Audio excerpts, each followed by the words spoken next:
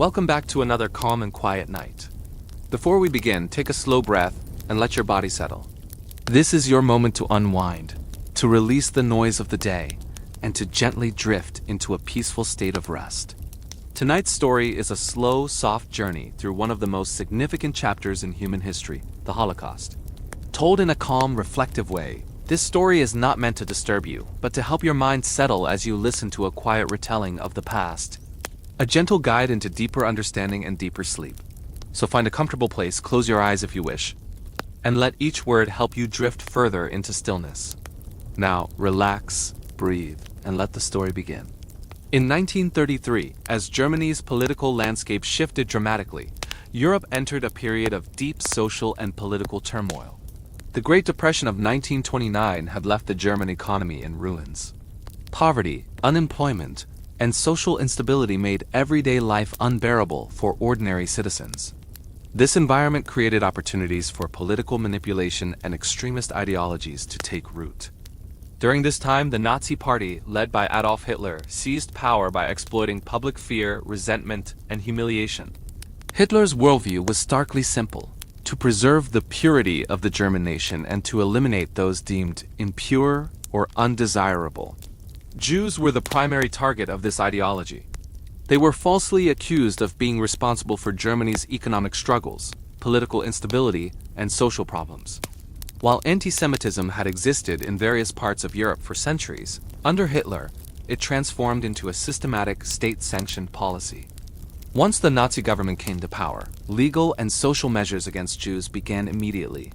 In April 1933, the first government-imposed restrictions targeted Jewish citizens, limiting their access to civil service jobs and educational institutions. Over the following years, these laws became increasingly severe. Initially, these measures aimed to control the Jewish population socially and economically. However, Hitler and his closest collaborators had far-reaching intentions. By 1935, the Nuremberg Laws were enacted, stripping Jews of their citizenship and civil rights. Intermarriage and intimate relationships between Jews and non-Jews were prohibited. These laws institutionalized the segregation of Jews from the rest of society. Simultaneously, Nazi propaganda intensified, portraying Jews as malevolent and dangerous. Media outlets, films, school textbooks, and public speeches reinforced negative stereotypes. This propaganda normalized discrimination, making society more accepting of anti-Jewish policies. Between 1936 and 1938, social and economic pressure on Jews increased. Jewish-owned businesses and properties were seized, and Jews were excluded from professional and public life. Physical attacks and mob violence became more frequent. A significant escalation occurred in November 1938 during the event known as Kristallnacht, or the Night of Broken Glass. Thousands of Jewish-owned shops, homes, and synagogues were destroyed. Hundreds were killed, and thousands more were arrested. This violent outbreak demonstrated that the state was fully prepared to sanction large-scale attacks on Jews. By 1939, the outbreak of World War II escalated the persecution. Germany invaded Eastern Europe, forcibly relocating thousands of Jews to occupied territories. Ghettos were established, confining Jewish populations to overcrowded areas with limited access to food, healthcare, and other basic necessities. At the same time, the Nazis began organizing systematic mass killings. Initially, these killings were secretive, carried out by mobile execution units targeting captured Jews. As the war progressed, the approach became more organized and bureaucratic. In January 1942, the Wannsee Conference marked the official adoption of the final solution: the plan to exterminate the Jewish population. State authorities systematically disregarded humanitarian concerns and international law in pursuing this genocidal plan. Special concentration camps were built for the purpose of mass murder. Among the most notorious were Auschwitz, Treblinka, and Sobibor. Prisoners were sent under the pretense of labor, but many were killed within weeks of arrival. Execution methods were methodical and inhumane, including gas chambers, mass shootings, and deliberate starvation. Daily life in the camps was unbearably harsh. Minimal food, lack of medical care, forced labor, and physical abuse characterized the prisoners' existence. Women, children, and the elderly were frequently targeted first, as they were deemed unfit for labor. The camps represented a brutal, unrelenting test of human endurance and psychological resilience. The Nazis took extreme measures to conceal their crimes. They misled international observers and local populations, portraying the camps as centers for work or rehabilitation. In reality, they were instruments of systematic mass murder. The scope of persecution extended beyond Jews, Roma populations. People with disabilities, political prisoners, and homosexuals were also systematically targeted and murdered. The methods of execution were uniformly cruel and inhumane, reflecting the regime's complete disregard for human life. By 1944 to 1945, as Germany's military situation deteriorated, efforts were made to reduce evidence of atrocities. Prisoner numbers were forcibly decreased, and remaining evidence of mass murder was destroyed. However, by this time, millions had already perished. After Germany's defeat, Allied forces uncovered the full extent of the Holocaust. They found thousands of corpses, devastated camps, and countless survivors in dire conditions. The horrors witnessed left an indelible mark on world history, revealing the devastating consequences of hatred, propaganda, and totalitarianism. The impact of the Holocaust extended far beyond the sheer number of victims. It profoundly affected social values, human rights, and the development of international law.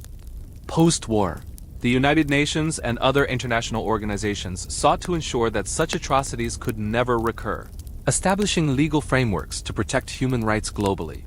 By 1942, the Nazi regime had fully implemented the mechanisms of the final solution across occupied Europe. The Wannsee Conference, held in January of that year, formalized a systematic approach to the extermination of Jews. High-ranking Nazi officials discussed methods to efficiently transport, concentrate, and ultimately annihilate the Jewish population. The conference marked a shift from sporadic killings and ghettos to fully industrialized genocide. The Nazis developed a complex bureaucracy to manage the process. Departments coordinated logistics for mass deportations, tracking, and execution. Rail networks were used to transport Jews from ghettos across Eastern Europe to concentration and extermination camps. These deportations were carried out with chilling efficiency. Trains crammed with hundreds of individuals would transport them over days with minimal food or water. Families were often separated upon arrival, with women, children, and the elderly immediately sent to gas chambers while young men and women capable of labor were assigned forced work. Conditions in the camps were deliberately designed to maximize suffering. Prisoners were given meager rations, often insufficient for survival. Diseases such as typhus and dysentery spread rapidly due to overcrowding, lack of sanitation, and malnutrition. Guards enforced extreme discipline, with beatings, shootings, and random executions instilling constant fear. Those deemed weak or sick were killed without hesitation. Auschwitz-Birkenau became the most infamous of these camps. It functioned both as a labor camp and extermination center. Its gas chambers were capable of killing thousands in a single day, while crematoria disposed of the bodies efficiently to maintain the illusion of secrecy. Treblinka, Sobibor, and Belzec operated primarily as extermination camps, with almost no labor function. Upon arrival, the majority of prisoners were killed immediately. These camps exemplified the industrial scale of murder orchestrated by the Nazis. The Nazis also implemented mobile killing units known as Einsatzgruppen. These groups followed the German army as it advanced into Soviet territory, executing mass shootings of Jews, Roma, and political opponents. Entire villages were wiped out, with thousands of victims shot and buried in mass graves. These operations demonstrated a ruthlessness that went beyond centralized camps, extending the scope of genocide to rural and urban areas alike. Throughout 1942 to 1943, resistance in ghettos and occupied territories arose, though these efforts were severely limited by lack of arms, resources, and external support. In Warsaw, the ghetto uprising of April 1943 symbolized defiance against overwhelming oppression. Though ultimately crushed, the resistance delayed deportations and inspired other acts of clandestine defiance across Europe. Underground movements smuggled food, intelligence, and arms, and attempted to document the atrocities despite the constant threat of execution. The psychological impact of life in the camps was devastating. Prisoners lived in constant terror, witnessing brutality daily. Separation from family, starvation, and forced labor eroded morale. Yet, even in these conditions, individuals found ways to survive and maintain dignity. Some prisoners documented events, created secret schools for children, and organized clandestine religious ceremonies, maintaining fragments of culture and humanity amidst overwhelming oppression. Women in the camps faced particular horrors. They were subjected to sexual violence, forced sterilization, and medical experimentation. Pregnant women were often killed immediately upon discovery, and newborns rarely survived. Camps such as Ravensbrück became notorious for systematic abuse of female prisoners. The gendered dimension of persecution highlighted the regime's intent to erase future generations of targeted populations. Medical experiments were another instrument of Nazi cruelty. Prisoners were subjected to extreme conditions, disease exposure, chemical tests, and surgical procedures without anesthesia. These experiments were justified under the guise of scientific research, but served no medical purpose, instead embodying ideological goals to prove racial hierarchies. Many victims died from the experiments, while survivors often suffered lifelong disabilities. By 1944, the scope of the Holocaust reached its peak. The Nazis intensified deportations from Western Europe, sending Jews from France, Hungary, and the Netherlands to extermination camps in the East. Hungary's deportations were particularly rapid. Within months, hundreds of thousands of Jews were transported to Auschwitz, with most killed shortly after arrival. The speed and scale of these operations demonstrated the industrial efficiency of the genocidal system. Despite the organized apparatus of murder, information about the Holocaust began to leak to the outside world. Reports by escapees, intelligence agencies, and underground networks reached Allied leaders. Although initial reactions were often skeptical or muted, these accounts gradually informed military and political strategies, influencing decisions about intervention and post-war accountability. The German military also became complicit in these operations. Soldiers facilitated deportations, guarded camps, and sometimes participated directly in mass shootings. Military directives often blurred the line between conventional warfare and genocidal policy, embedding the Holocaust into the machinery of the state and its armed forces. The effects on local populations varied. In some regions, local collaborators assisted Nazis in identifying, rounding up, and killing Jews. In others, residents risked their lives to shelter, hide, or aid victims. These acts of courage and betrayal demonstrate the complex social dynamics under occupation, where survival, fear, and morality were constantly at odds. Throughout this period, the Nazis worked meticulously to cover evidence of mass killings. As Allied forces approached, they destroyed documents, dismantled facilities, and attempted to hide mass graves. Despite these efforts, physical evidence, survivor testimonies, and later forensic investigations revealed the true scale of the genocide. By the end of 1944, it was evident that the Nazi regime had executed a program of systematic extermination unprecedented in human history. Millions of Jews had been murdered, alongside tens of thousands of Roma, disabled individuals, and political prisoners.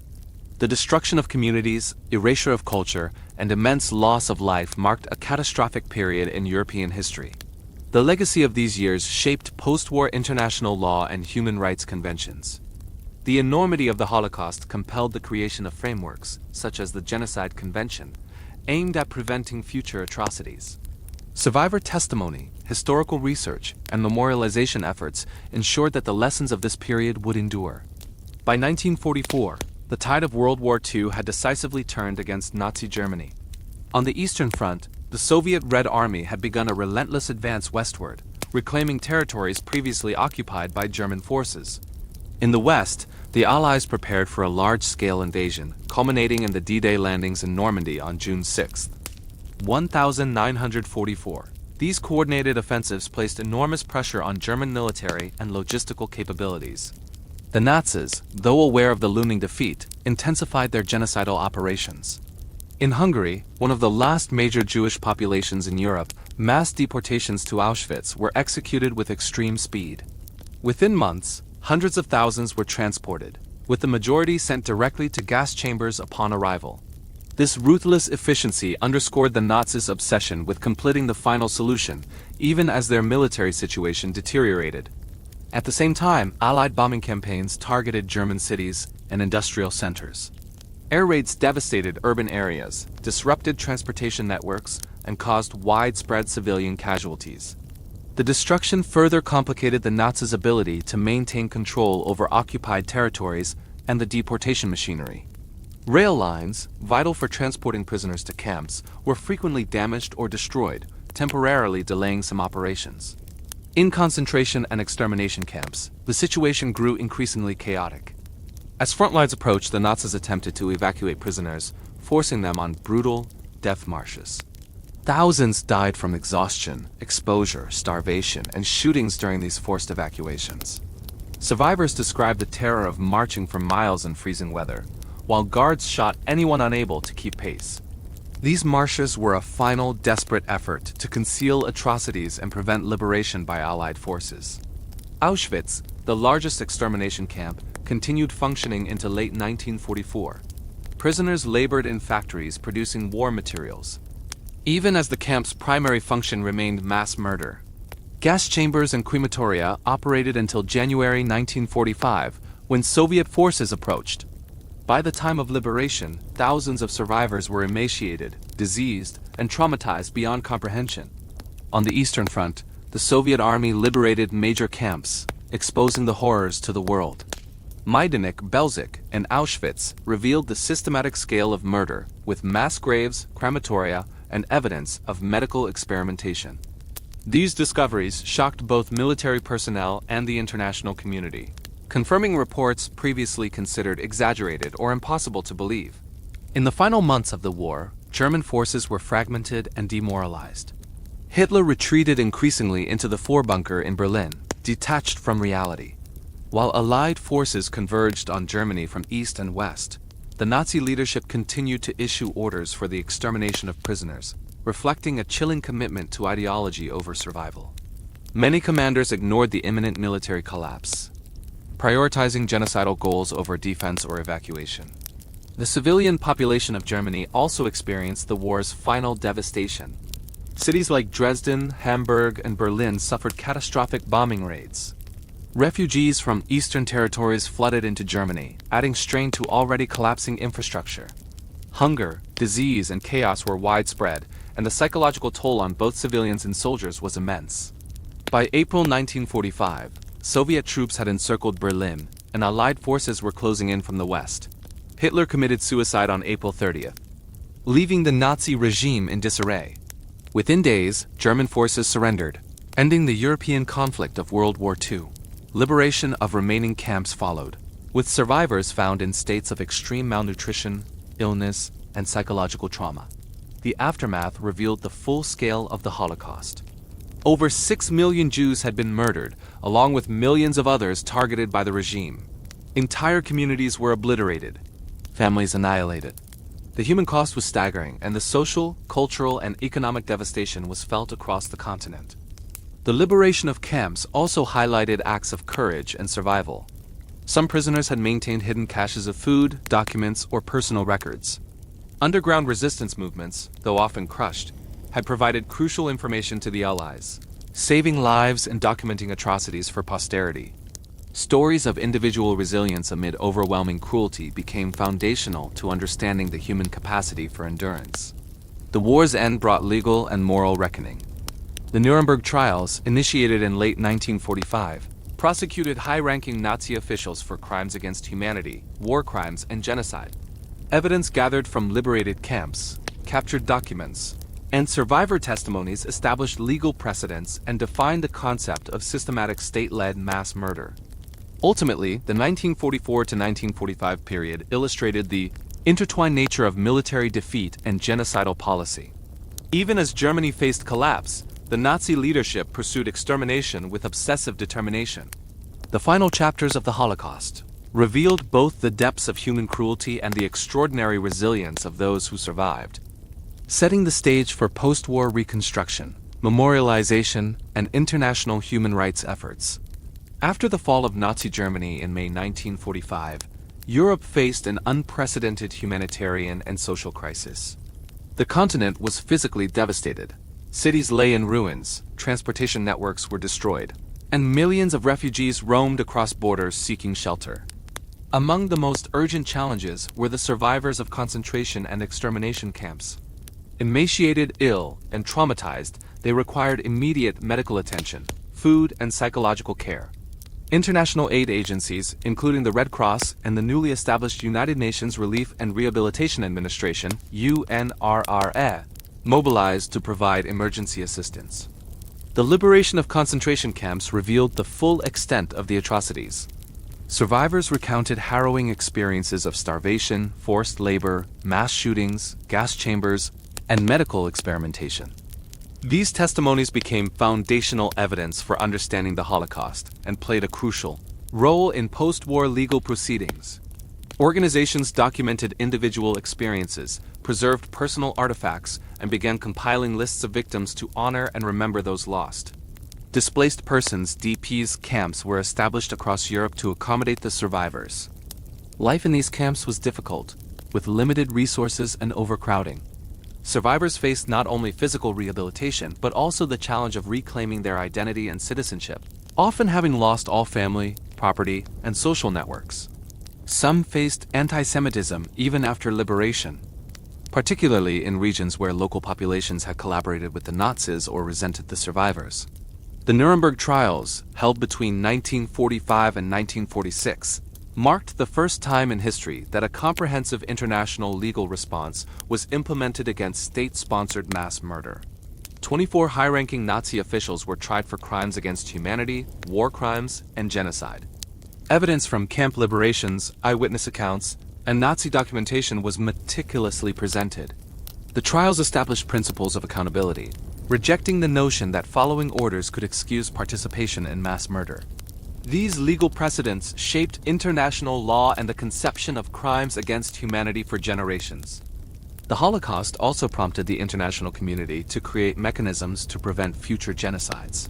In 1948, the United Nations adopted the Convention on the Prevention and Punishment of the Crime of Genocide. This treaty formally defined genocide and mandated that states take active measures to prevent such crimes.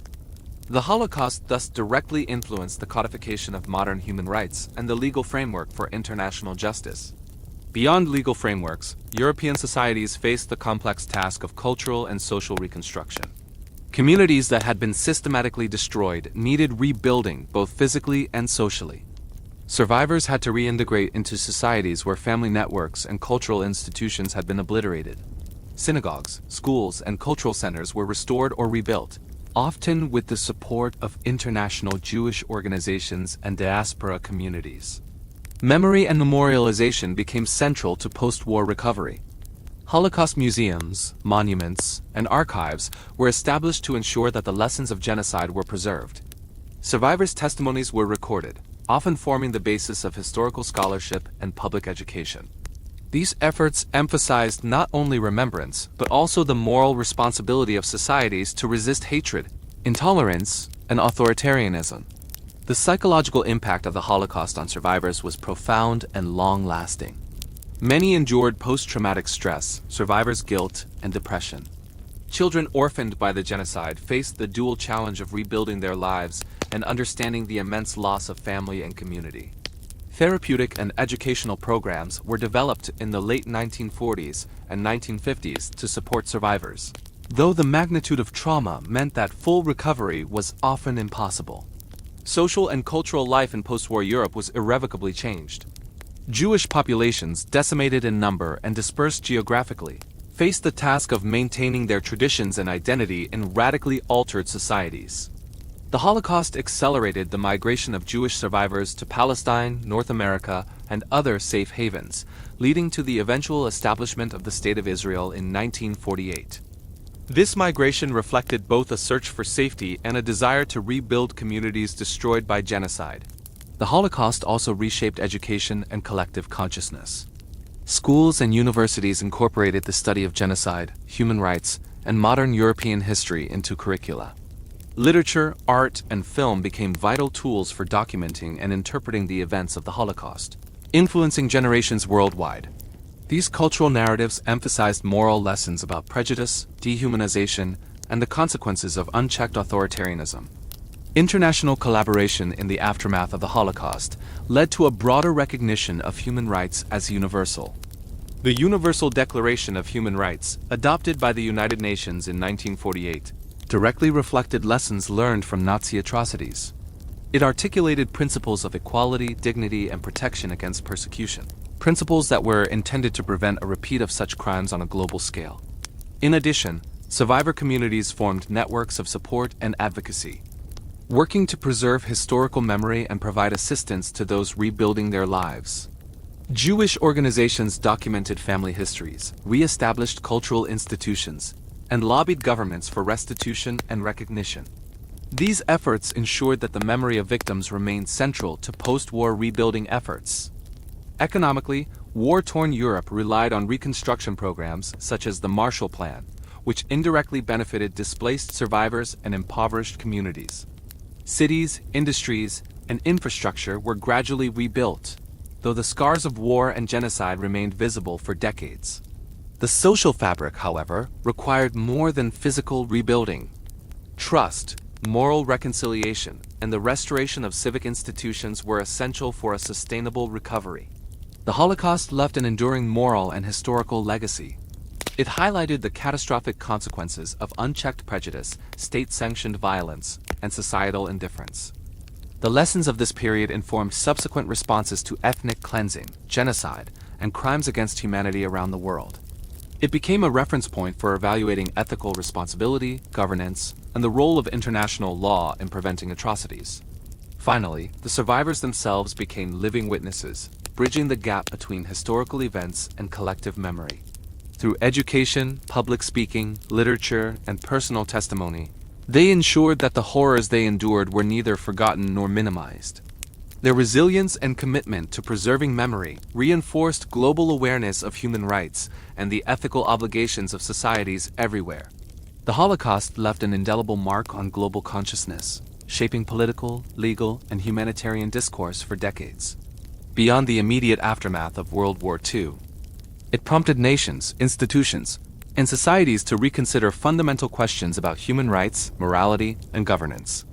The sheer scale of the genocide, over 6 million Jews murdered, alongside millions of other victims, revealed the catastrophic consequences of hatred institutionalized by the state.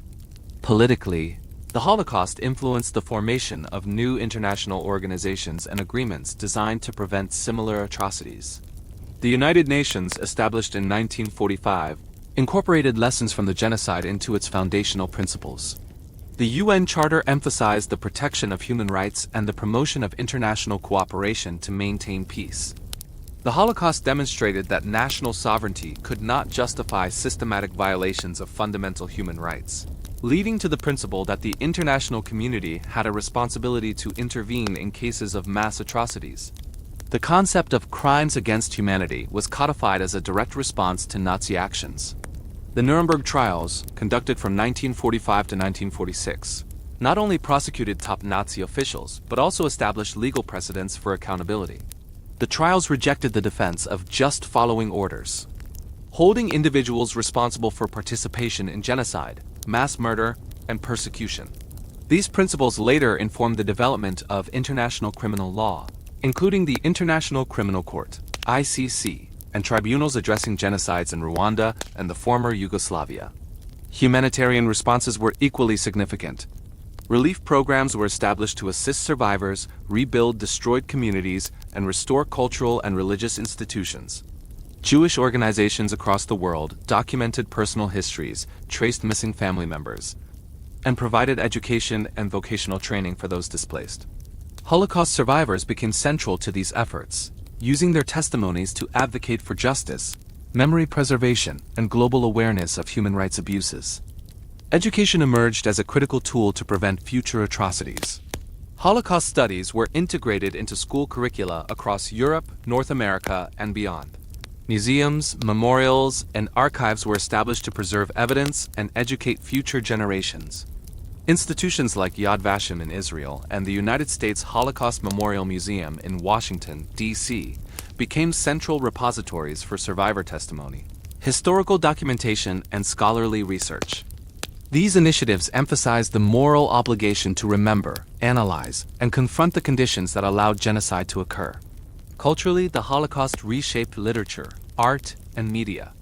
Writers, filmmakers, and artists created works documenting personal experiences, collective suffering, and historical narratives. These cultural expressions ensured that the Holocaust remained present in public consciousness, providing both testimony and moral reflection. Literature, from memoirs like Elie Wiesel's Night to the expansive works of Primo Levi, combine personal recollection with historical analysis, emphasizing both individual suffering and systemic cruelty. The Holocaust also influenced migration and the formation of new political entities. Survivors, many of whom had lost entire families and communities, sought refuge in safer regions. Significant populations moved to the United States, Canada, and Latin America, while others immigrated to Palestine, contributing to the establishment of the State of Israel in 1948. This migration reshaped demographics, politics, and social structures, while providing survivors with opportunities to rebuild community life and cultural identity. Internationally, the Holocaust prompted the creation of legal instruments aimed at preventing genocide and mass atrocities. The 1948 Genocide Convention defined genocide as a punishable crime and obligated signatory states to prevent and punish such acts. The lessons of the Holocaust informed subsequent interventions, humanitarian policies, and efforts to protect vulnerable populations worldwide. It established the moral and legal expectation that genocide is a concern of the entire global community, not solely the jurisdiction of individual states. Psychologically and socially, the Holocaust left a legacy of trauma, resilience, and moral reflection. Survivors' experiences shaped collective memory, influencing family histories, education, and cultural narratives.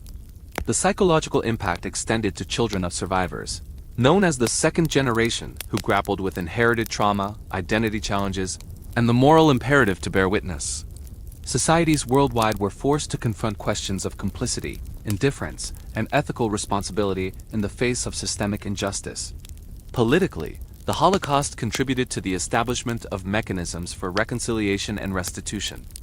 Post-war governments and international bodies facilitated compensation programs for survivors, returned stolen property, and supported the reconstruction of Jewish communities. While no financial or political measure could fully compensate for the magnitude of loss, these initiatives recognized the state's responsibility to acknowledge and rectify historical injustices where possible. The Holocaust also reshaped global ethical discourse. Philosophers, historians, and legal scholars analyzed the moral failures that allowed genocide to occur, examining themes of obedience, propaganda, and social conformity.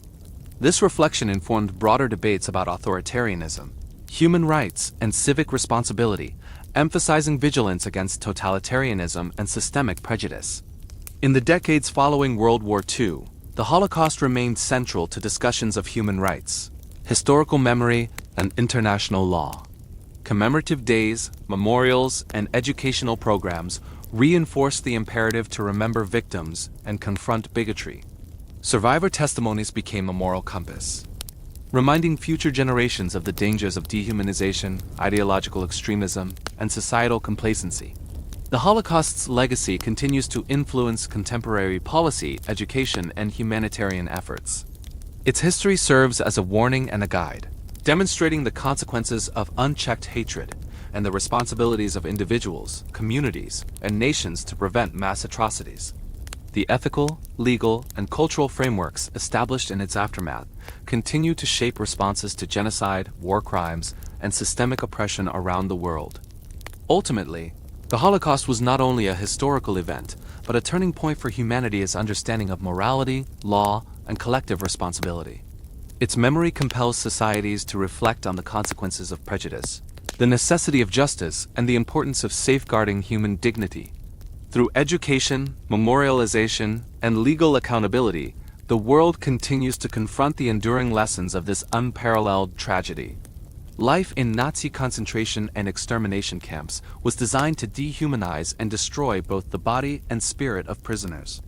The daily routine was a meticulously orchestrated combination of forced labor, malnutrition, humiliation, and terror. From the moment prisoners arrived, their identities were stripped away.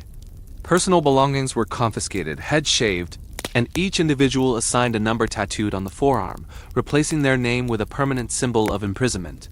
Morning roll calls began before dawn, often in freezing temperatures or pouring rain. Prisoners were forced to stand for hours while guards counted them repeatedly. sometimes punishing entire groups for minor infractions or missing individuals.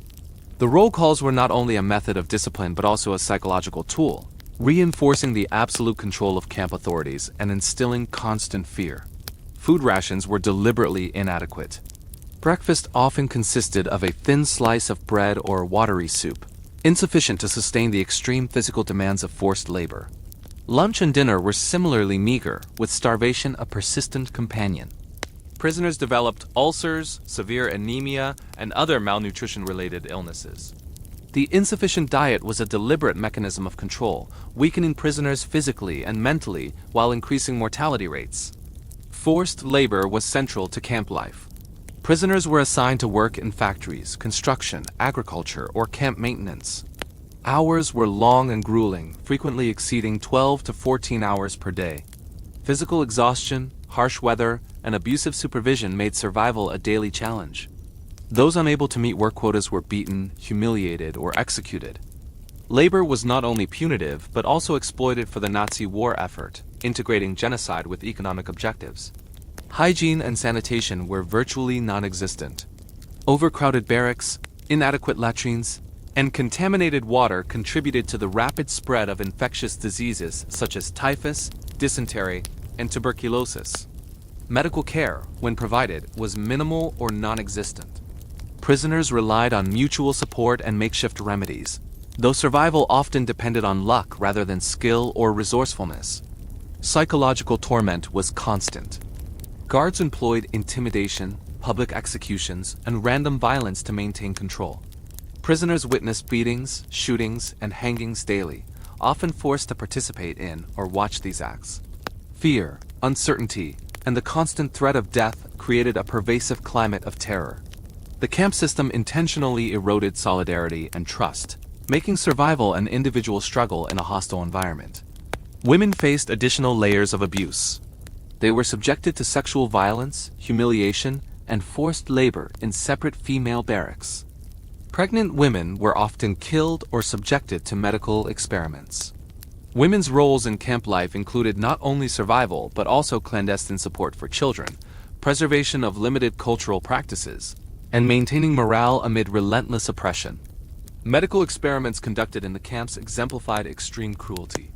Prisoners were subjected to high-altitude simulations, exposure to infectious diseases, chemical tests, and surgical procedures without anesthesia. These experiments were often fatal or caused lifelong suffering. Doctors justified their actions under the guise of science, but their work was ideologically motivated, intended to validate racist theories and serve the broader goals of the Nazi state. Children in the camps were particularly vulnerable. Many were immediately sent to gas chambers, while those who survived forced labor faced starvation, disease, and psychological trauma. Secret networks of care occasionally emerged, with older prisoners risking punishment to hide or protect children. Despite these efforts, survival rates for minors were tragically low, highlighting the systemic targeting of future generations. Communication with the outside world was impossible. Prisoners relied on clandestine messages, secret notes, or hidden records to preserve knowledge of their experiences. Some documented events in diaries, sketches, or memorized accounts, intending to ensure that the truth of camp life would survive even if they did not. These acts of defiance and documentation became vital historical sources after liberation. Social hierarchies within the camps were manipulated by the Nazis. Prisoner functionaries, known as kapos, were given authority over fellow inmates, creating divisions and often perpetuating abuse. This strategy sowed mistrust among prisoners, further eroding collective solidarity. Yet, acts of solidarity persisted, with prisoners sharing food, warning others of danger, and supporting one another emotionally despite immense risk. Illness and death were constant companions. Sick prisoners were sent to selection lines, where those deemed unfit for work were executed or sent to gas chambers. Survival often depended on physical strength, resourcefulness, and a degree of luck. Prisoners quickly learned to navigate camp rules, conceal weaknesses, and exploit small opportunities for protection or sustenance. Religious and cultural practices were suppressed, yet clandestine efforts persisted. Prisoners organized secret prayers, rituals, and celebrations when possible. Music, art, and storytelling became vital forms of psychological resistance. allowing individuals to retain a sense of identity and humanity amid systematic dehumanization. The psychological effects of camp life were profound. Constant exposure to violence, starvation, and humiliation caused long-lasting trauma. Survivors experienced post-traumatic stress, depression, and survivor's guilt long after liberation. Yet, the endurance of individuals, the preservation of knowledge, and acts of mutual support illustrated resilience in the face of extreme adversity. By late 1944 and early 1945, as Allied and Soviet forces approached, chaos intensified. Prisoners were forced on death marches to camps deeper within Germany, with many dying from exhaustion, exposure, or execution. Those who survived these marches exemplified the limits of human endurance and the capacity to endure unimaginable suffering. Every detail of daily life in the camps, from waking hours to labor, from hunger to humiliation, was orchestrated to strip prisoners of dignity, hope, and identity. Yet, within this machinery of destruction, acts of courage, compassion, and defiance emerged. Prisoners preserved memory, aided others, and documented atrocities, ensuring that the truth of their suffering would not be lost. The daily realities of the camps reveal both the extreme cruelty of the Nazi system and the extraordinary resilience of its victims. Understanding these experiences is essential to comprehending the human dimension of the Holocaust, the profound moral violations involved, and the enduring lessons about the consequences of hatred, dehumanization, and authoritarianism. From the earliest years of Nazi rule, Adolf Hitler and his inner circle meticulously planned both domestic control and the eventual persecution of Jews and other targeted groups.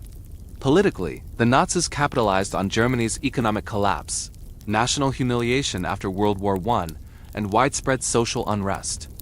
By presenting themselves as defenders of national pride and racial purity, they gained popular support, allowing the regime to consolidate power quickly and implement authoritarian policies.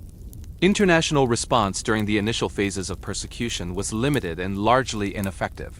The League of Nations, already weakened by the absence of key powers and prior failures, failed to confront Germany's internal policies or growing militarization. Reports of anti-Jewish measures and violent attacks, such as Kristallnacht in 1938, were widely reported in global media, yet international powers hesitated to intervene decisively. Economic sanctions were minimal, and diplomatic protests had little impact on Nazi policy. Hitler's strategy combined legal measures, propaganda, and terror to systematically isolate and dehumanize Jews. The Nuremberg Laws of 1935 stripped Jewish citizens of political rights and social standing. Subsequent decrees prohibited Jews from engaging in certain professions, owning property, or participating in public life. Propaganda campaigns, orchestrated by Joseph Goebbels' Ministry of Public Enlightenment and Propaganda, demonized Jews as dangerous, subversive, and responsible for Germany's misfortunes. Media, film, education, and public rallies reinforced these narratives, creating widespread societal complicity and acceptance of discriminatory policies. Resistance to Nazi persecution existed, though it faced immense risks.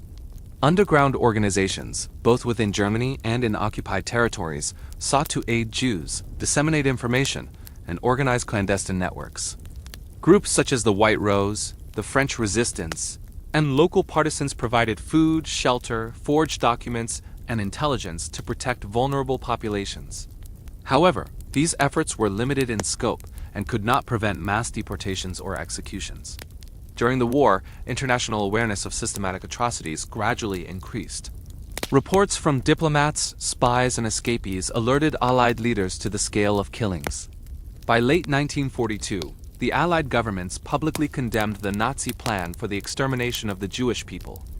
But military priorities and skepticism about the reports delayed direct action. Limited attempts were made to disrupt deportations or liberate camps, but these were largely secondary to broader war strategies. Hitler's approach combined centralized decision-making with bureaucratic efficiency. Key agencies, including the SS, Gestapo, and various ministries, coordinated the identification, deportation, and execution of targeted populations.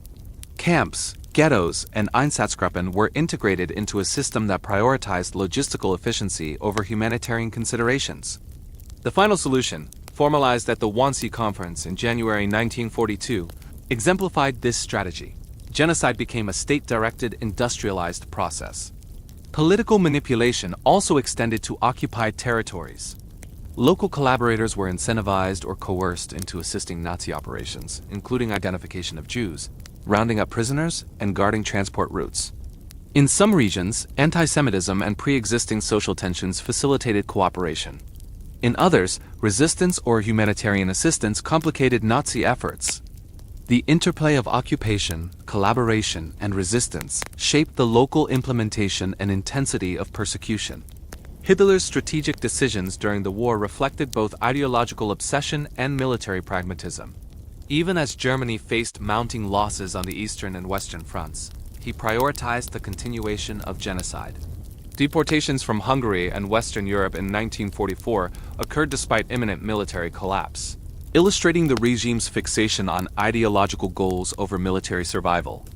High-ranking officials often risked strategic effectiveness to ensure the completion of the final solution.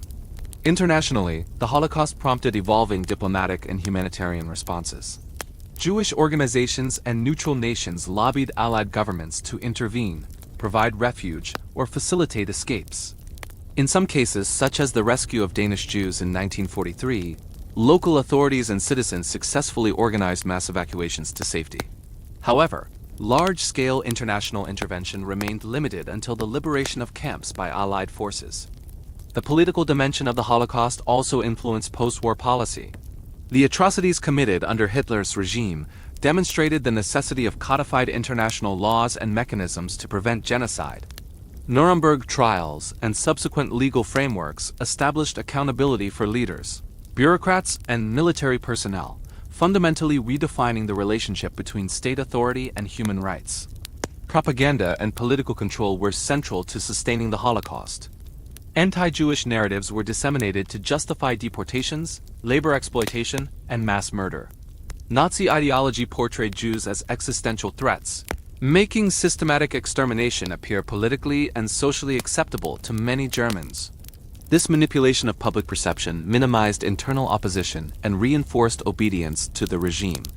Resistance within occupied Europe, while courageous, faced structural limitations. Underground networks, partisan groups, and individuals who attempted to subvert Nazi policies often paid with their lives. Despite these efforts, the overwhelming machinery of state power, military, bureaucratic, and police made large-scale intervention or protection nearly impossible without international support. By the end of the war, Hitler's political and genocidal strategy had resulted in the deaths of millions and the devastation of communities across Europe. The Holocaust became both a human tragedy and a political lesson. It revealed how state power, propaganda, and bureaucratic efficiency could be weaponized to commit systematic atrocities, and how delayed or inadequate international response could exacerbate human suffering. The political analysis of the Holocaust underscores the interconnectedness of ideology, state structures, and international inaction. Understanding the strategic choices, administrative mechanisms, and political calculations of the Nazi regime is essential to grasping how such an unprecedented genocide could occur. It also informs contemporary policies aimed at genocide prevention, humanitarian intervention, and the promotion of international human rights. The Holocaust represents one of the most systematically documented genocides in human history, with extensive records, survivor testimonies, and Nazi documentation providing insight into the scale and distribution of the atrocities. Estimating exact numbers is complex due to the chaotic nature of deportations, the destruction of evidence by the Nazis, and variations in record keeping. Nonetheless, scholarly consensus provides detailed approximations that reveal the staggering magnitude of loss. Approximately 6 million Jews were murdered during the Holocaust, representing roughly 2/3 of Europe's pre-war Jewish population. These killings occurred through a combination of gas chambers, mass shootings, forced labor, starvation, disease, and medical experimentation. The victims included men, women, and children of all ages, with a significant proportion being women and children, reflecting the Nazis' goal of eradicating entire families and future generations. The distribution of victims varied by region. In Poland, which had the largest pre-war Jewish population in Europe, roughly 3 million Jews were murdered, primarily in extermination camps such as Auschwitz, Treblinka, Belzec, Sobibor, and Majdanek. The Warsaw Ghetto alone saw over 300,000 deported to extermination camps, while uprisings and sporadic massacres accounted for additional deaths. In the Soviet Union, Einsatzgruppen mobile killing units executed hundreds of thousands of Jews and Roma in mass shootings. These operations were concentrated in areas of occupied Ukraine, Belarus, and the Baltic states. In Lithuania, Latvia, and Estonia, local collaborators assisted in the rapid execution of Jewish communities, resulting in a nearly complete destruction of pre-war Jewish populations in these regions. Hungary experienced one of the final rapid phases of the Holocaust. In 1944, approximately 437,000 Hungarian Jews were deported to Auschwitz in less than 3 months, with the vast majority killed immediately upon arrival. This mass deportation represented the industrial efficiency of the final solution, even as Germany faced imminent military collapse. Western European countries were not exempt.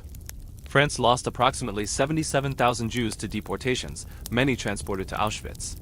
The Netherlands saw over 100,000 Jews deported, a tragic proportion of its pre-war Jewish population. Belgium, Norway, and other occupied territories similarly contributed to the overall death toll, highlighting the pan-European reach of Nazi extermination policies. Roma and Sinti populations were also targeted, with estimates ranging from 220,000 to 500,000 killed across Europe. These deaths occurred in concentration camps, ghettos, and through mass executions, often alongside Jewish victims. Disabled individuals, political prisoners, Jehovah's Witnesses, homosexuals, and other marginalized groups added hundreds of thousands to the total number of Nazi victims. Survival rates were uneven and depended on geography, timing, and access to support networks. In some cases, local resistance, sympathetic civilians, or the intervention of neutral countries enabled escape. For example, Denmark successfully evacuated nearly all of its Jewish population, approximately 7,200 individuals, to neutral Sweden, demonstrating that survival, though rare, was sometimes possible through collective action.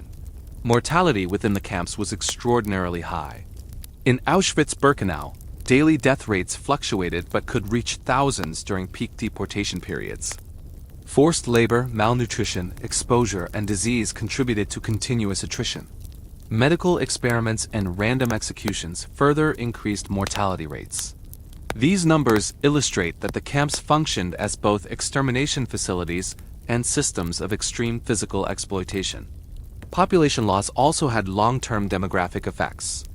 Entire towns and villages with historically significant Jewish communities were annihilated. Poland, Lithuania, and Latvia, for example, saw centuries-old Jewish cultural life decimated. Survivors often emigrated, leaving behind depopulated regions and permanently altering the ethnic composition of post-war Europe. Quantitative analysis also reveals patterns in Nazi methodology. The combination of ghettos, labor camps, and extermination centers was designed to centralize victims and maximize death efficiency. Deportation schedules, transport logistics, and camp operations were meticulously recorded, reflecting an administrative obsession with numbers, order, and systemic elimination. By comparing pre-war census data with post-war population figures, historians have reconstructed the scale of human loss with increasing precision. These analyses are essential for understanding the Holocaust, not merely as a series of events, but as a coordinated, industrialized genocide with quantifiable outcomes. They also provide a foundation for legal and historical accountability, demonstrating that the mass murders were intentional, planned, and systematic. In total, Holocaust statistics reveal both the scale and precision of Nazi crimes. Over 6 million Jews were murdered, alongside hundreds of thousands of Roma, disabled individuals, political prisoners, and other targeted groups. Survival was rare and often dependent on a combination of luck, resilience, and external assistance. These numbers emphasize the catastrophic human cost and the deliberate efficiency with which the Nazis pursued genocide across multiple regions of Europe. Understanding the Holocaust through quantitative analysis complements survivor testimony and historical documentation. It provides context for the scale, scope, and operational methods of genocide, while preserving the memory of victims. Numbers, while stark and impersonal, underscore the human magnitude of the tragedy and serve as an essential tool for education, remembrance, and prevention. The Holocaust not only exterminated millions of individuals, but also devastated the social fabric, cultural heritage, and religious life of entire communities. Jewish communities that had flourished for centuries were decimated, leaving behind physical ruins, fragmented families, and the erasure of long-established cultural practices. The loss extended beyond immediate human casualties to intangible cultural, religious, and societal structures that had defined Jewish life in Europe. Family destruction was perhaps the most intimate and immediate consequence of the Holocaust. Parents were often separated from children during deportations or upon arrival at extermination camps. Siblings were torn apart and entire families were executed together. For survivors, the trauma of losing parents, spouses, and children was compounded by guilt and grief, creating lasting emotional scars. Children orphaned by genocide faced the challenge of reconstructing identity, often in foreign countries or displaced persons camps far from their native homes. Religious institutions suffered extensive damage. Synagogues, yeshivas, Jewish schools, and community centers were destroyed or repurposed by the Nazis. Sacred texts, religious artifacts, and historical records were confiscated, burned, or lost. The erasure of physical spaces of worship disrupted community cohesion and religious practice, leaving survivors to reconstruct spiritual life from fragmented remnants. Despite this, clandestine religious observance persisted, often in secret, demonstrating the resilience of faith amid persecution. Cultural traditions, language, and arts were similarly targeted. Yiddish theaters, literary societies, and musical ensembles were shut down, and artists, writers, and musicians were killed or forced into exile. Holocaust survivors later sought to preserve these traditions in diaspora communities, creating new cultural institutions that honored the lost heritage while adapting to new social environments. Literature, theater, and music became vital tools for memory, cultural continuity, and education about the Holocaust. Communities were socially fragmented as well. Pre-war Jewish neighborhoods, which had maintained centuries-old networks of mutual aid, education, and commerce, were destroyed. Surviving community members often emigrated, leaving towns and regions devoid of their Jewish populations. In Poland, Lithuania, Hungary, and other areas, centuries-old Jewish settlements vanished almost entirely, erasing not only individuals but also the social structures that supported communal life. Marriage, family formation, and generational continuity were disrupted. Many survivors married later in life or were unable to rebuild extended families, causing long-term demographic impacts. The psychological impact of family loss influenced subsequent generations, shaping cultural identity and memory in profound ways. Descendants of survivors often grappled with inherited trauma, a phenomenon now studied as intergenerational transmission of Holocaust experiences. Religious practice and cultural education faced similar challenges. With synagogues and schools destroyed, survivors relied on informal teaching, clandestine gatherings, and post-war reconstruction efforts to maintain religious knowledge and practice.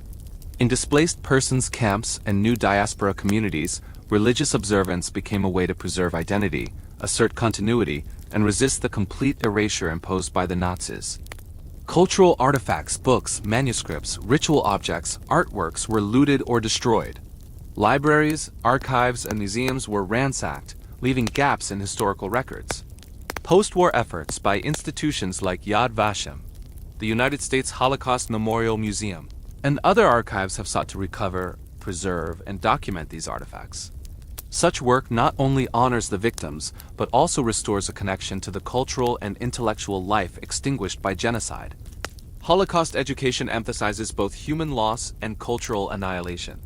Teaching about destroyed communities, eradicated traditions, and disrupted social structures provides a fuller understanding of genocide beyond mere numbers.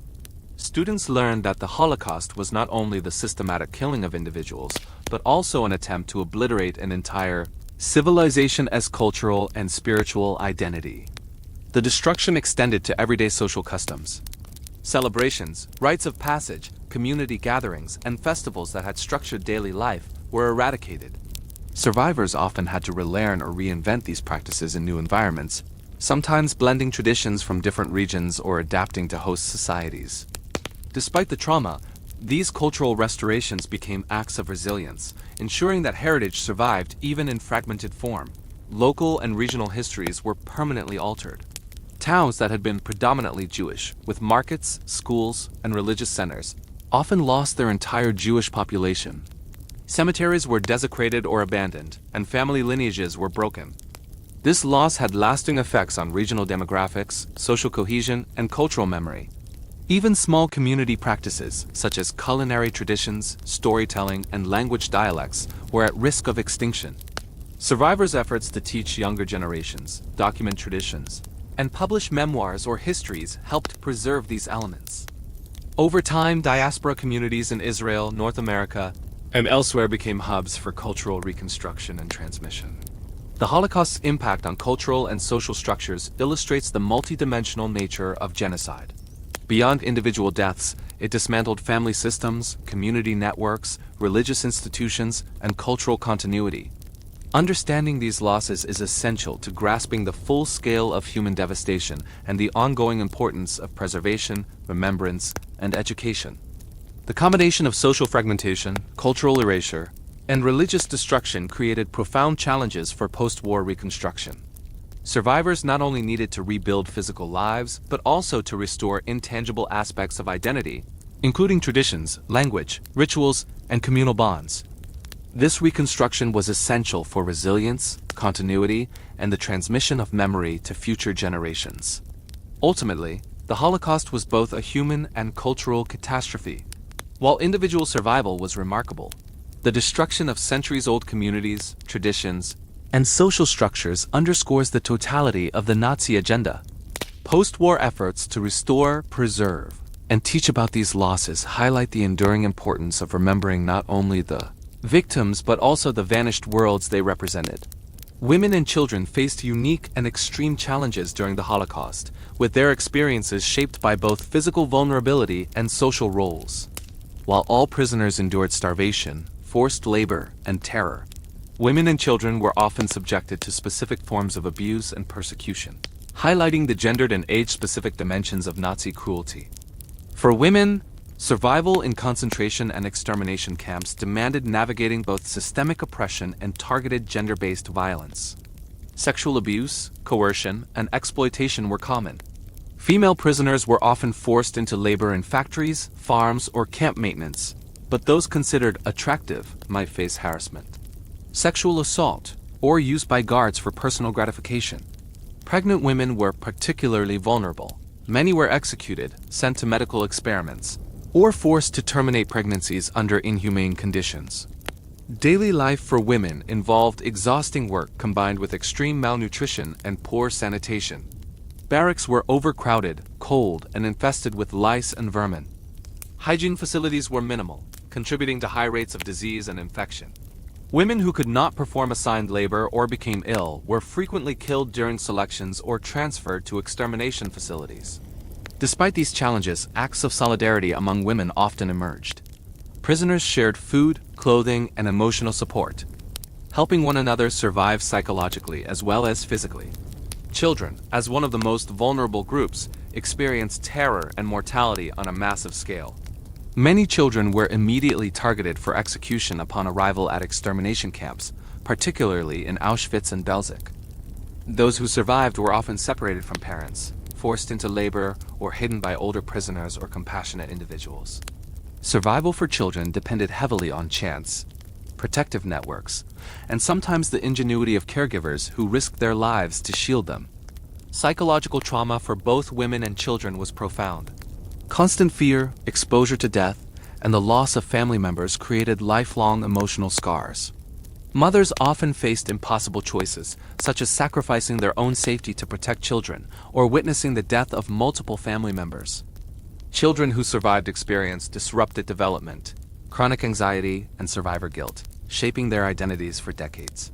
Medical experiments targeted women and children specifically.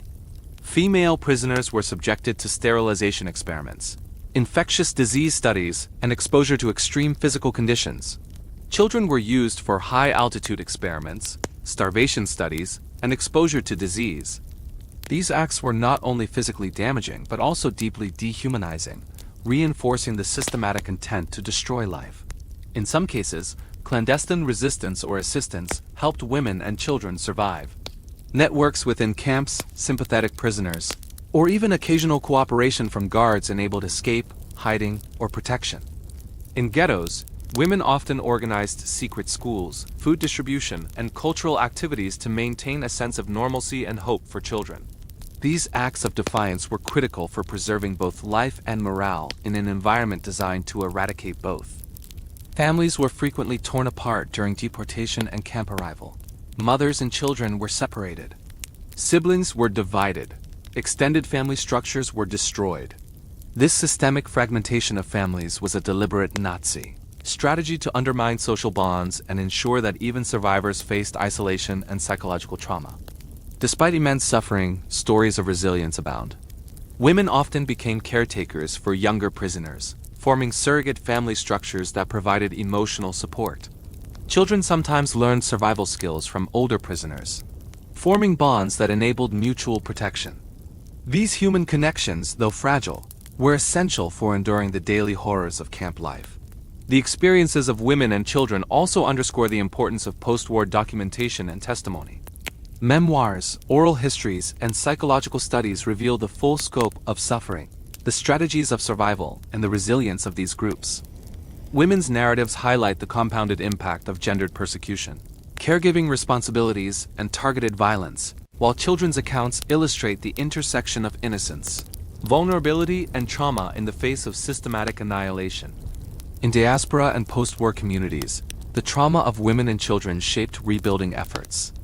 Many survivors established new families, educational institutions, and cultural programs, ensuring the transmission of memory and identity despite disrupted childhoods and lost generations. Psychological and social rehabilitation programs specifically address the needs of women and children, recognizing the enduring impact of these experiences.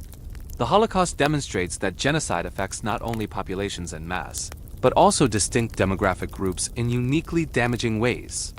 Women and children bore particular burdens: sexual violence, forced labor, family separation, and medical experimentation, while also exhibiting extraordinary resilience. Understanding their experiences is essential for a complete picture of the human cost, survival strategies, and long-term consequences of one of history's most devastating genocides. Despite the overwhelming machinery of oppression, Holocaust victims engaged in acts of resistance that ranged from subtle defiance to armed uprisings. Resistance took many forms: cultural preservation, clandestine education, smuggling food and medicine, sabotage, escape, and direct armed revolt. These acts demonstrate the resilience of human spirit in the face of systematic extermination. Ghetto uprisings represented some of the most visible forms of resistance. The Warsaw Ghetto Uprising of April 1943 stands as a symbol of courage and determination. Thousands of Jewish fighters, often poorly armed and outnumbered, held off the German forces for nearly a month. Though the uprising was ultimately crushed and most fighters killed, it demonstrated that organized resistance was possible, even under extreme conditions of deprivation and surveillance. Similar, though smaller scale, uprisings occurred in ghettos across Eastern Europe, including Białystok, Vilnius, and Wachwa. Partisan groups operated in forests, mountains, and rural areas, often composed of escaped Jews, local resistance fighters, and sympathetic civilians. These groups conducted sabotage operations against German supply lines, railways, and communication networks. Partisans also assisted in rescuing Jews from deportation, providing shelter, false identification papers, and guidance through dangerous territory.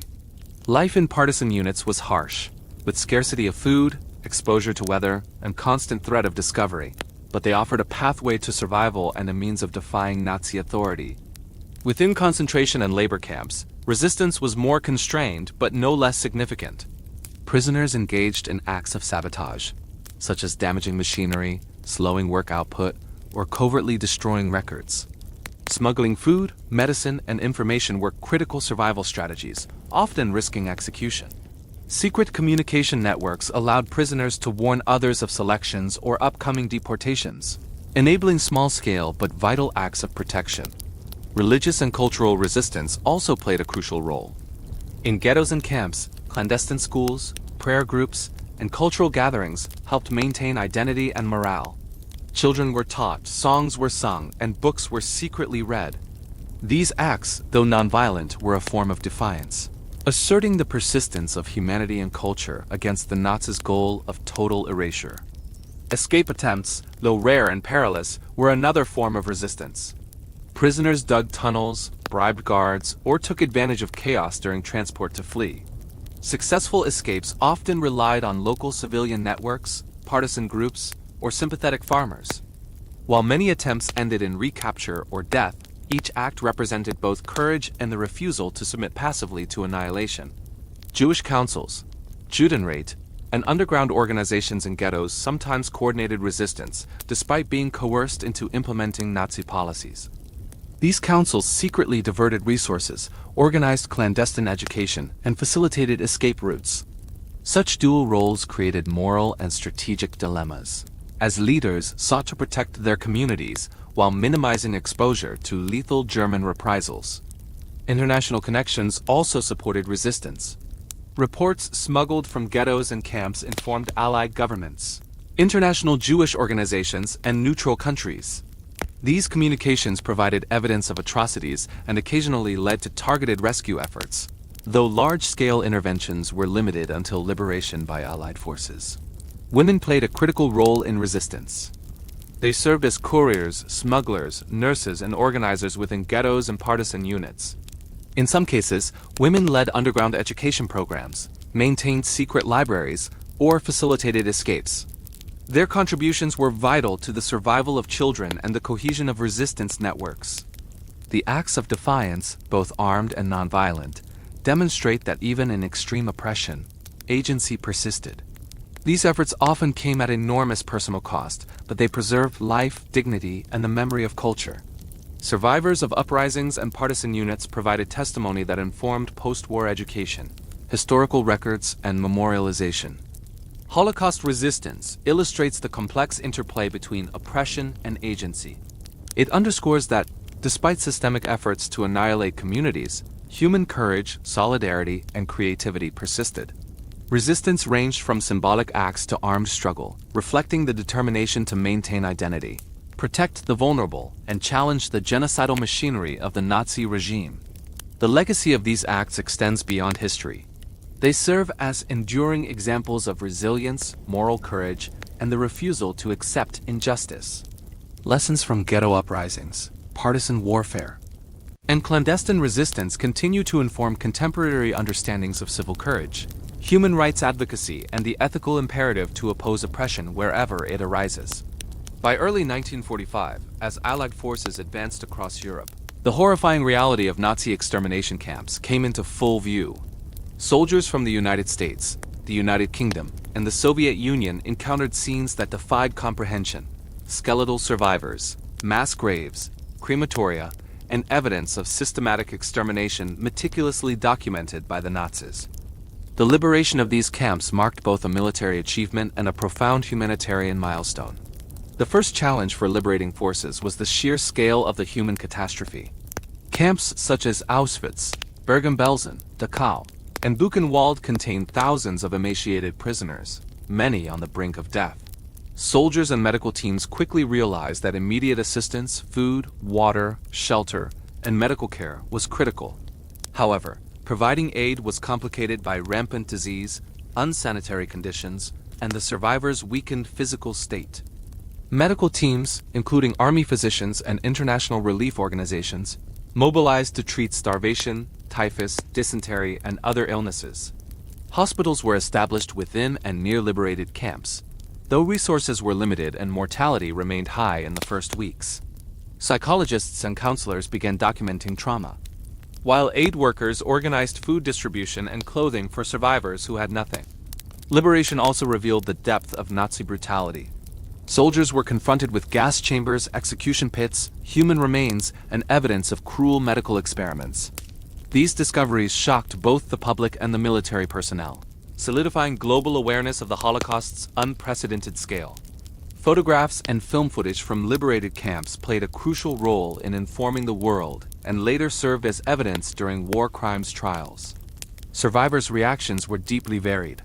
Some were too weak to move, others were in shock, and many initially struggled to comprehend that their torment had ended. Reunification with family members was rare, as millions had been murdered or displaced. Camps often became temporary communities where survivors received nourishment, psychological support, and the first opportunity to regain a sense of dignity and human connection after years of dehumanization. The liberation process also involved confronting the remnants of the Nazi administration. Camp guards and remaining personnel were arrested, interrogated, or executed. The Allies documented the infrastructure of extermination, including administrative records, transportation logistics, and architectural layouts of camps. This evidence was vital for subsequent trials and historical documentation, ensuring accountability and providing insight into the systematic nature of the genocide. In some liberated areas, local civilians initially had limited understanding of what had occurred within the camps. The visible signs of starvation, mass death, and destruction challenged existing perceptions, forcing immediate moral and social reckoning. Civilians were sometimes involved in providing aid, assisting survivors, or participating in memorialization efforts, which underscored the communal responsibility to confront atrocity. Special attention was required for vulnerable groups, particularly children and the elderly. Orphan children were organized into temporary shelters, given medical attention, and often placed with surviving relatives or foster families. Elders received priority medical care and support for re-establishing social contact, as many had lost entire families and had no community to return to. Liberation did not immediately equate to freedom in a practical sense. Many survivors remained in displaced persons DP camps for months or years, awaiting opportunities for emigration to safer countries, including the United States, Canada, Palestine, and other nations willing to accept refugees. These DP camps became hubs of recovery, cultural preservation, and the rebuilding of shattered communities. Psychological recovery was complex. Survivors dealt with trauma, survivor guilt, and grief, while also attempting to reclaim lost identities and cultural practices. Social workers, medical professionals, and volunteers worked to provide counseling, education, and vocational training. Cultural and religious reconstruction, including reopening schools, synagogues, and community centers, played a crucial role in restoring a sense of normalcy and hope.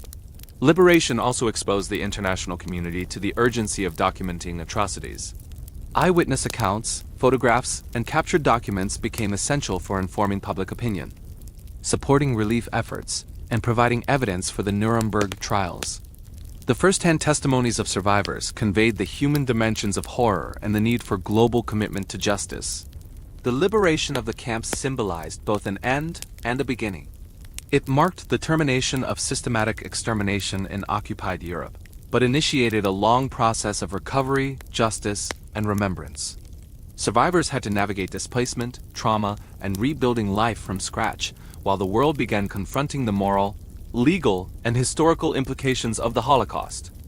In essence, the final months of the Holocaust revealed the full scale of Nazi atrocities, tested the logistical and moral capacity of liberating forces, and initiated the long-term humanitarian effort to restore life, dignity, and cultural continuity to millions.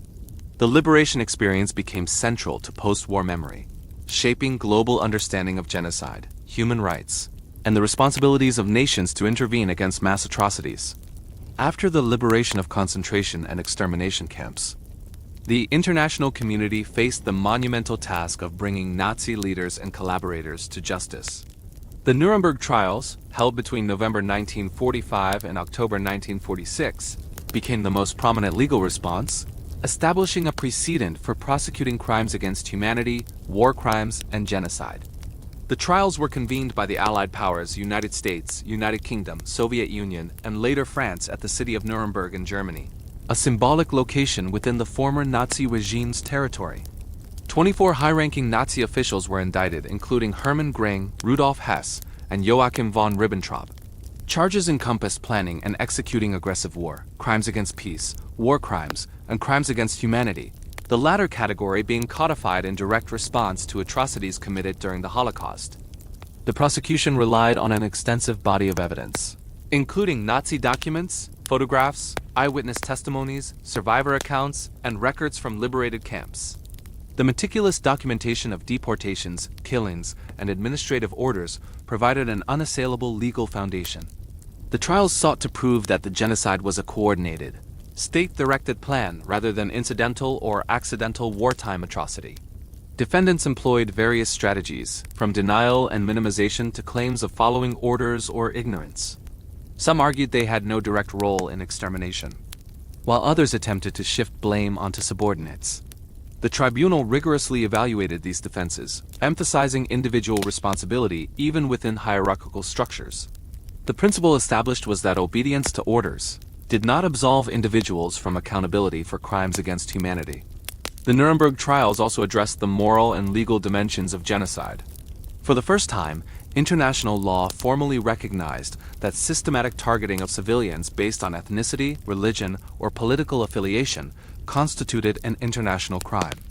This framework influenced subsequent legal instruments, including the Genocide Convention of 1948 and the Universal Declaration of Human Rights, solidifying a global commitment to preventing mass atrocities. Sentences ranged from imprisonment to execution. 12 defendants were sentenced to death by hanging, while others received long prison terms. Some high-ranking officials committed suicide before trial, and a few were acquitted due to lack of evidence or mitigating circumstances. Beyond individual sentences, the trials established accountability for bureaucrats, military commanders, and industrial collaborators who facilitated genocide. International reaction to the trials was broadly supportive, though opinions varied. The Allied public largely viewed the proceedings as moral and legal rectification, affirming justice for millions of Holocaust victims. Critics questioned whether Victor's justice compromised impartiality, but most historians agree that the trials were crucial in setting legal and moral precedents for prosecuting large-scale human rights violations. The Nuremberg trials also served an educational function. Documentation, courtroom testimonies, and evidence presentation created a permanent historical record. Survivors testified about deportations, life in ghettos, forced labor, and mass executions, ensuring that the human dimension of atrocities was preserved. The trials transformed abstract numbers and reports into vivid, legally recognized testimony of genocide. In addition to prosecuting top officials, subsequent trials targeted mid-level administrators, doctors involved in medical experiments, industrialists who profited from forced labor, and other collaborators. These proceedings reinforced the principle that responsibility extended beyond political leaders, encompassing all who knowingly participated in the machinery of genocide. The trials had enduring influence on international criminal law. They introduced legal concepts such as crimes against humanity and clarified principles of individual and state responsibility. Nuremberg demonstrated that systematic government-directed atrocities could be legally addressed on a global scale, laying the groundwork for modern tribunals, including those addressing Rwanda, the former Yugoslavia, and other genocides. Furthermore, the trials shaped public consciousness about the Holocaust. Media coverage, public reports, and subsequent publications disseminated knowledge of atrocities to a global audience. The moral clarity provided by the trials helped establish the Holocaust as a central reference point in discussions of human rights, collective memory, and the consequences of unchecked totalitarianism. The Nuremberg trials were not merely punitive. They represented a commitment to historical truth, moral accountability, and the codification of international standards against mass atrocities. By legally defining crimes against humanity, documenting the evidence, and holding individuals accountable, the trials affirmed the principle that genocide and systematic persecution could no longer be shielded by national borders or governmental authority. In sum, the post-war judicial response to the Holocaust, epitomized by the Nuremberg trials, achieved multiple objectives: accountability, historical documentation, moral clarity, and the establishment of enduring legal standards. These proceedings ensured that the Holocaust would not only be remembered, but also serve as a foundation for international law and a warning against the recurrence of similar atrocities in the future.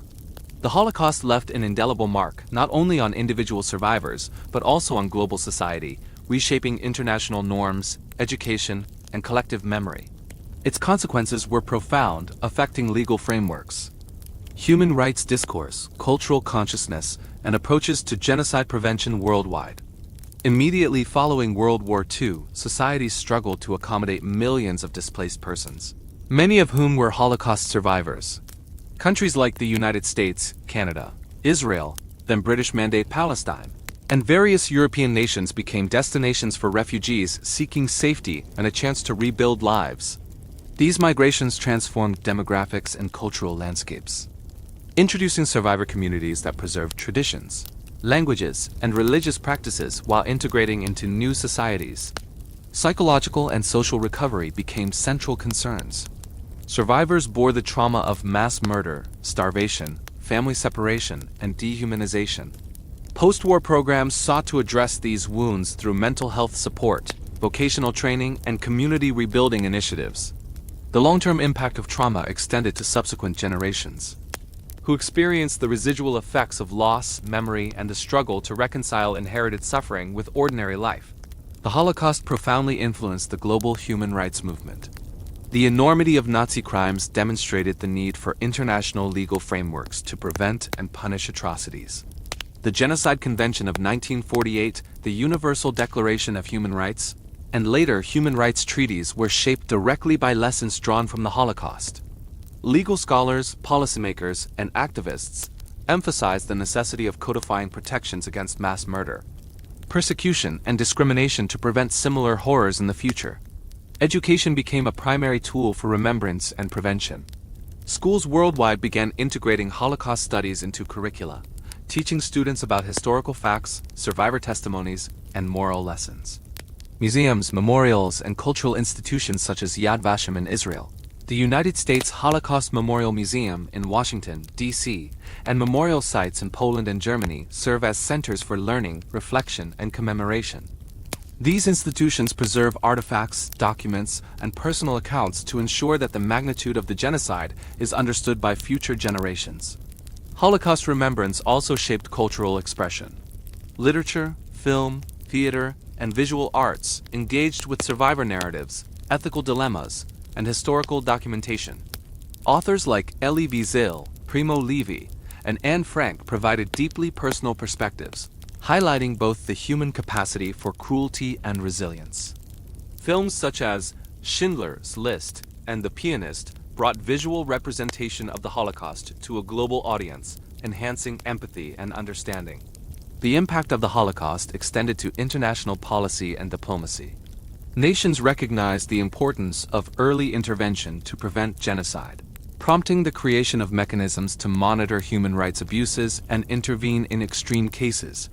Concepts such as the responsibility to protect, R2P, emerged from a historical awareness of the consequences of inaction during mass atrocities.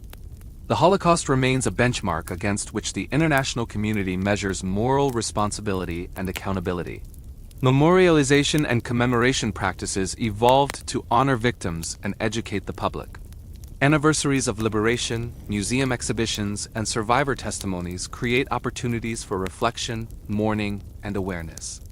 Public rituals, such as Holocaust Remembrance Day, reinforce collective memory and underscore the ongoing relevance of historical lessons in combating intolerance, racism, and anti-Semitism.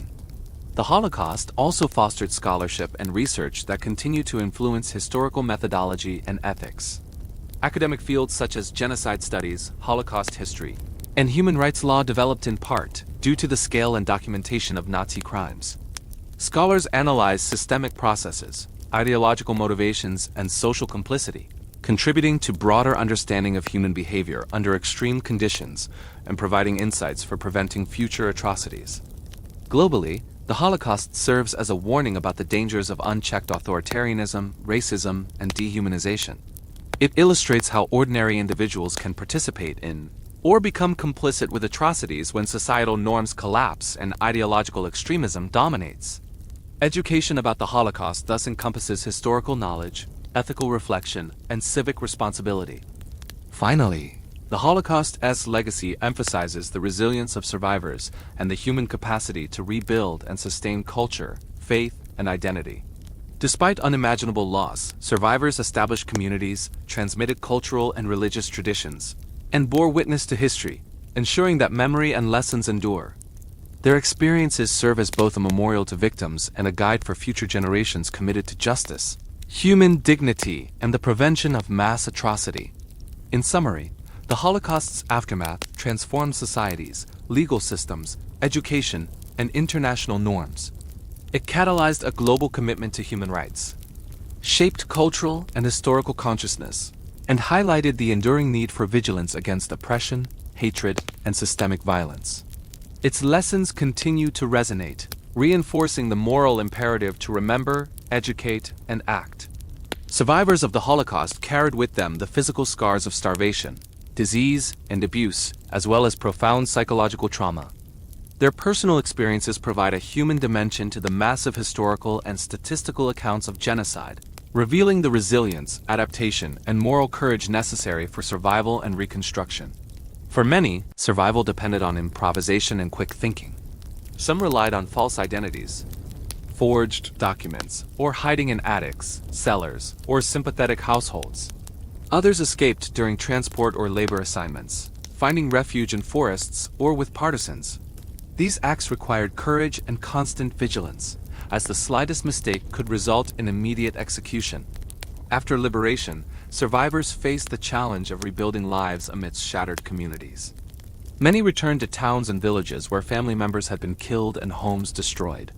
Displaced persons camps provided temporary shelter, but conditions were often harsh, with limited food, medical care, and resources. In these camps, survivors formed temporary communities, shared stories, and began the slow process of healing. Reconstructing social and familial life was an immense challenge. Orphans were adopted or placed in group homes, while adults sought to reunite with surviving relatives or rebuild social networks from scratch. Survivors often had to learn new languages, acquire skills, and navigate unfamiliar cultural environments to integrate into countries that accepted them as refugees. Education became a cornerstone of recovery. Survivors sought to complete schooling interrupted by war, teach children about heritage, and rebuild cultural and religious traditions. Jewish schools, cultural associations, and synagogues were re-established in Europe and diaspora communities, helping preserve identity and continuity despite the loss of entire generations. Work and economic rebuilding were equally critical. Survivors had to find employment, often starting with menial labor, to sustain themselves and their families. Some emigrated to Israel, North America, or other regions, contributing to the development of new communities while coping with the lingering trauma of genocide. Many channeled their experiences into social activism, education, and advocacy, ensuring that the lessons of the Holocaust informed public consciousness and policy. Personal narratives illuminate the emotional complexity of post-Holocaust life. Survivors describe guilt over having lived while family members perished, grief over lost communities, and the struggle to find meaning in a world forever altered by atrocity. Memoirs, interviews, and autobiographical accounts provide intimate insights into resilience, adaptation, and the search for purpose after unimaginable loss. Marriage, family formation, and parenting were profoundly influenced by the Holocaust experience. Survivors often delayed marriage, faced difficulty forming stable relationships, or were driven by a determination to rebuild family life and ensure continuity. Many survivors dedicated themselves to educating their children about history, resilience, and moral responsibility. Art, literature, and memoir became vital means of processing trauma and preserving memory. Writers, painters, and filmmakers who survived the Holocaust used creative expression to document experiences, honor lost loved ones, and communicate moral lessons to wider audiences. This cultural production reinforced the human capacity for resilience and testimony. Survivors also contributed to historical documentation, serving as witnesses in trials, oral history projects, and educational programs. Their first-hand accounts ensured that the reality of the Holocaust could not be denied or forgotten. These testimonies became foundational for Holocaust studies, museums, and memorials, providing an irreplaceable human perspective to complement statistical and archival data. Despite the ongoing struggle with trauma, many survivors exemplified extraordinary resilience. They rebuilt lives, contributed to communities, engaged in education and advocacy, and passed on stories to ensure that the memory of victims endured. Their lives demonstrate both the profound consequences of genocide and the remarkable human capacity to recover, adapt, and create meaning after devastating loss. In sum, the post-Holocaust experiences of survivors highlight the intersection of personal resilience, cultural reconstruction, and social integration. Their stories reveal the human face of history, the challenges of rebuilding life after systematic destruction, and the enduring imperative to bear witness, educate, and preserve memory for future generations. This is the untold rise of the young Temujin, who later became the legendary Genghis Khan, a boy who grew up with hunger, fear, and betrayal, yet carried the fire of destiny in his eyes. From losing his father as a child, being abandoned by his own tribe, watching his family starve, to fighting enemies far stronger than him, Temujin's journey was never easy, but every wound turned into power. Every betrayal turned into rage. Every hardship shaped him into a leader the world had never seen before. This story follows how a powerless boy transformed into a warrior, how a warrior became a leader, and how that leader became the founder of the greatest empire in human history. If this story inspired you, if you want to hear the next part of this unbelievable journey, if you enjoy calm, slow, detailed storytelling, subscribe now and continue this epic saga with me. Your one click helps me create more relaxing, deep, cinematic history nights just for you.